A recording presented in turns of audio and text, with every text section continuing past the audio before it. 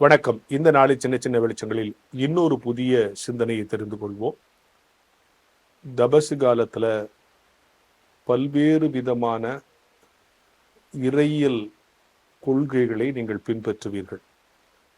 திருச்சபை முறைமையின்படி, இல்லை கிறிஸ்தவ சமய ஒழுங்கின்படி, அல்லது வேத வசனத்தின் அறிவுறுத்தலின்படி பல்வேறு விஷயங்களை நீங்க பின்பற்றுவீங்க. உபவாசம் இருப்பீங்க, சில நான்வெஜ் சாப்பிட மாட்டேன்னு சொல்லுவீங்க, அதில் ஒரு எக்ஸெப்ஷன் போட்டு முட்டை மட்டும் சாப்பிடுவேன்னு சொல்லுவீங்க, அப்புறம் பூ வைக்க மாட்டேன் அப்படின்னு சொல்லுவீங்க, சினிமா பார்க்க மாட்டேன்னு சொல்லுவீங்க. சில பேர் இந்த தபசு காலத்தில் மட்டும் நான் சீரியலே பார்க்க மாட்டேன், ஈஸ்டர் முடிஞ்சோடனே மொத்தமாக எனக்கு கதை சொல்லிடுனா நடந்துச்சுன்னு சொல்லி கேட்டுப்பீங்க. நிறைய இருக்கு. அதெல்லாம் அது அவங்கவுங்க மன விருப்பத்தை பொறுத்து. அது தவறு சரிங்கிறதெல்லாம் இப்போ நம்ம பேசுகிறோம்.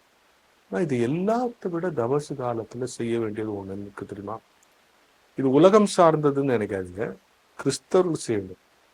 கிறிஸ்தவர்கள் நேரத்தை வீணாக்க கூடாது. குறிப்பா தபசு காலத்துல உங்களுடைய நேரம் பயனுடையதா இருக்கணும்.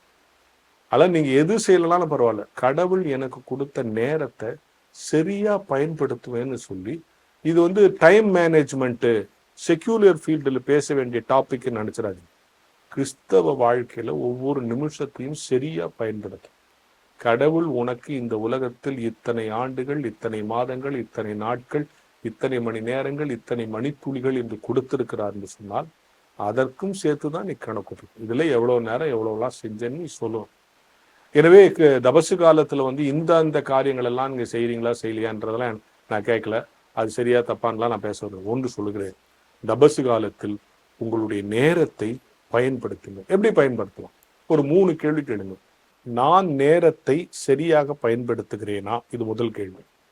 2வது, யாருடைய நேரத்தையாவது நான் வீணடிக்கிறேனா, அல்லது யாராவது என் நேரத்தை வீணடிக்க நான் அனுமதிக்கிறேனா? இந்த 3 மட்டும் தபசு காலத்துல செய்யுங்க. கடவுள் உங்களை ஆசீர்வதிப்பார்.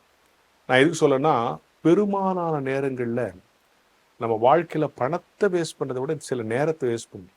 சில நேரங்களில் பார்ப்பேன், சில பேர் உட்காந்து சும்மா பேசிக்கிட்டே இருப்பாங்க. சும்மா சும்மா பேசிட்டு இருந்தோம். அப்படி சும்மா பேசுற இடத்துலதான் சாத்தான் நிறைய பிரச்சனை உண்டு பண்ணும்.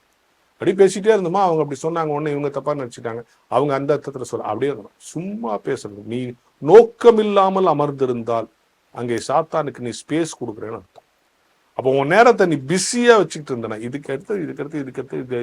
இதுன்னு சொல்லு, அப்படி நேரத்தை வச்சுட்டு இருந்தா அவன் தூரம் நின்றுடும். எனவே தபசு காலத்துல மற்ற எல்லா காரியங்களும் செய்யறதுனால இந்த தபசு காலத்துல நான் எனக்கு கடவுள் கொடுத்துருக்க நேரத்தை, யாருடைய நேரத்தையும் நான் வீணடிக்க மாட்டேன், யாரும் என் நேரத்தை வீணடிக்க நான் அனுமதிக்கவும் மாட்டேன், என் நேரத்தை நான் சரியா பயன்படுத்துவேன்னு சொல்றது கூட தபசு கால ஆசரிப்புகளில் சிறந்தது என்கிற ஞான வெளிச்சத்தோடு இந்த நாளை தொடரும்.